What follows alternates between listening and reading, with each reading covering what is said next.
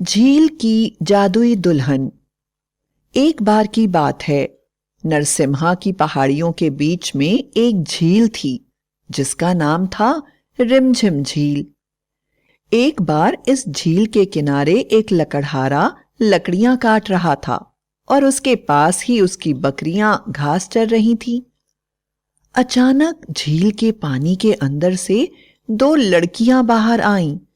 दोनों ने अपने बालों से जोर से पानी झटका और झील के किनारे तैरने लगी। असलियत में वो दोनों झील में रहने वाली चुड़ैल थीं। उन दोनों चुड़ैलों ने लकड़हारे को देखकर सोचा, क्यों ना इस इंसान से हम विवाह कर लें। कितना सीधा साधा है, हमारी देखभाल ठीक से करेगा। पर एक चुड़ैल बोली, मुझे इंसानों से सख्त नफरत है, मैं सिर्फ इन्हें खा सकती हूं। तुम्हें अपना विवाह का शौक पूरा करना है तो करो, और मुझे इंसानों से कोई लेना देना नहीं। यह सुनकर दूसरी चुड़ैल बोली, यह लकड़हारा बड़ा ही साधारण सीधा साधा लग रहा है, तो मैं कुछ दिन इसके साथ रहकर इसके साथ विवाह करके वापस आऊंगी। और लड़की ने लकड़हारे की तरफ देखकर मुस्कुराना शुरू कर दिया और लकड़हारा उसके जादू से उस पर मोहित हो गया। लकड़हारे ने इतनी सुंदर लड़की को कभी नहीं देखा था। वह उन्हें देखकर आश्चर्यचकित हो गया और उन्हें नजदीक से जाकर देखने की कोशिश करने लगा। उसने लड़कियों को अपने साथ लाई गई रोटी खाने के लिए आमंत्रित किया। एक लकड़ी ने तो लकड़हारे की बात का कोई उत्तर नहीं दिया और वापस झील में चली गई, लेकिन दूसरी लड़की ने उसके हाथ से प्यार से रोटी ले ली, लेकिन वह उसे खा नहीं पाई। उसने उदास स्वर में कहा, प्यारे लकड़हारे, तुम्हारी रोटी मेरे कोमल दांतों के लिए बहुत ही सख्त है, मैं इसे नहीं खा पाऊंगी। और फिर लकड़हारे को उसकी रोटी वापस करके हंसती हुई झील में वापस चली गई। अगले दिन लकड़हारा फिर उसके लिए गया और उस लड़की का इंतजार करने लगा। आज उसने बड़ी ही मुलायम रोटी बनाई थी। निश्चित समय पर वह लड़की फिर झील से बाहर निकली। लकड़हारे ने उसे फिर रोटी खाने को दी।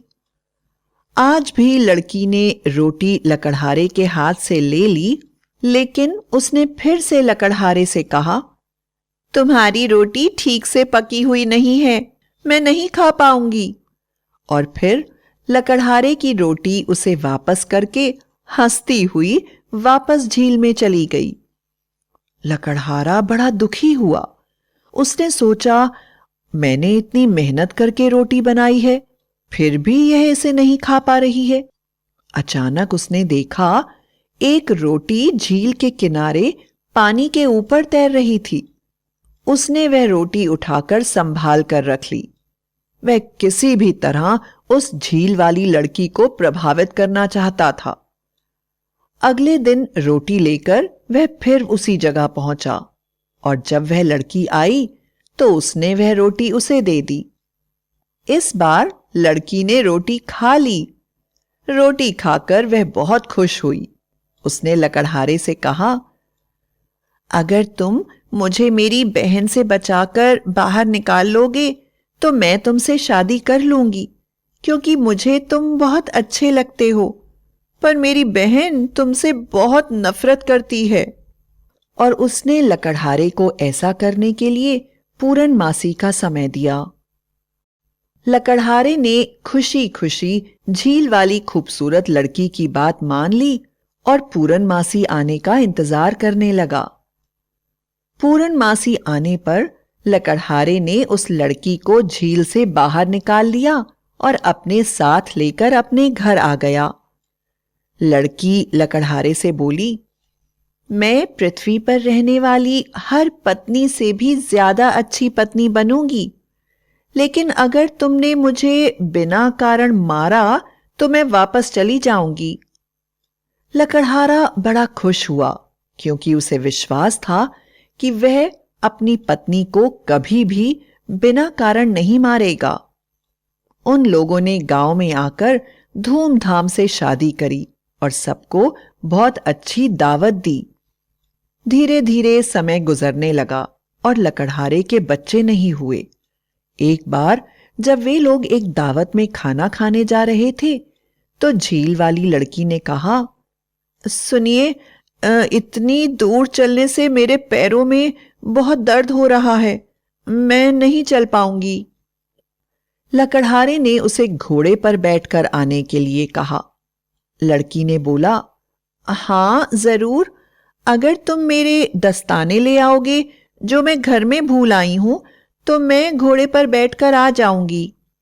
जब लकड़हारा दस्ताने लेकर आया तो उसने देखा कि उसकी पत्नी घोड़े पर नहीं बैठी है, तो उसने उसे हल्के से पीठ पर मारकर बोला, अरे तुम गई क्यों नहीं? जाओ, जल्दी जाओ। झील वाली लड़की ने कहा, तुमने मुझे पहली बार बिना कारण के मारा है, याद रखना, एक बार हो गया। उनकी जिंदगी ठीक तरह से गुजरने लगी।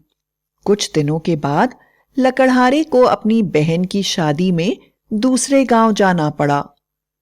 जब वह अपने परिवार को लेकर विवाह में पहुंचा तो अचानक झील वाली लड़की जोर जोर से रोने लगी। इतने खुशियों के माहौल में उसे रोते हुए देखकर उसने उसके कंधे पर हल्के से थपथपा कर पूछा, तुम क्यों रो रही हो?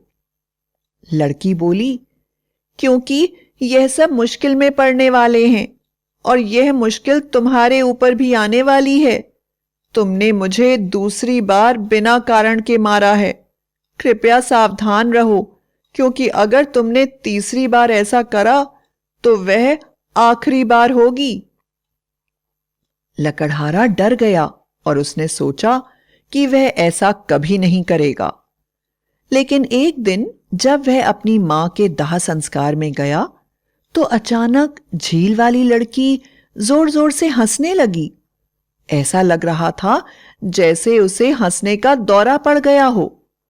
लकड़हारा सब कुछ भूल गया और उसने गुस्से में उसके कंधे पर छुआ और बोला, क्या यह हंसने का समय है? लड़की बोली, मैं इसलिए हंस रही हूं कि जो मर गया है उसकी तो मुसीबत हमेशा के लिए दूर हो गई, लेकिन तुम्हारी मुसीबत का समय आ गया है।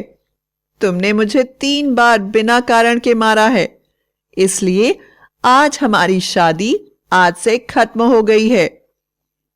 ऐसा कहकर वह उठी और घर चली गई और कुछ ही देर में अपने वह कपड़े पहन लिए जो कपड़े पहनकर वह लकड़हारे के साथ आई थी। और जब तक लकड़हारा उसे रोकता तब तक वह दौड़ते हुए जाकर झील में कूद गई। लकड़हारा वहां बैठकर बहुत दिनों तक उसे पुकारता रहा, पर वह फिर कभी वापस नहीं आई। लकड़हारे को समझ में आ गया, इंसान का विवाह केवल इंसान के साथ ही हो सकता है। सब लोग लकड़हारे को बहुत समझाते रहे कि वह दूसरा विवाह कर ले, पर लकड़हारा उस झील वाली चुड़ैल को ही प्रेम करता था। इसलिए उसने झील के किनारे जाकर उसका इंतजार करना नहीं छोड़ा। एक दिन जब वह बहुत बूढ़ा हो गया तो वह झील के किनारे बैठकर रोज की तरह उसका इंतजार कर रहा था।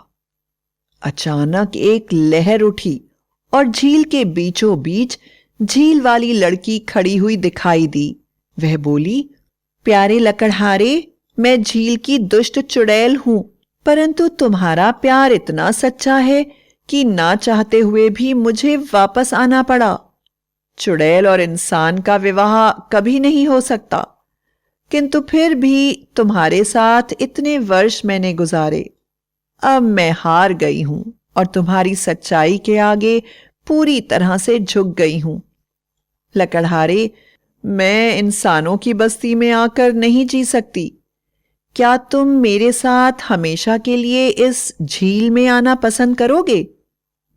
लकड़हारे ने बिना सोचे समझे सहमति में सिर हिला दिया और बोला, मैं तुम्हारे बिना नहीं जी सकता।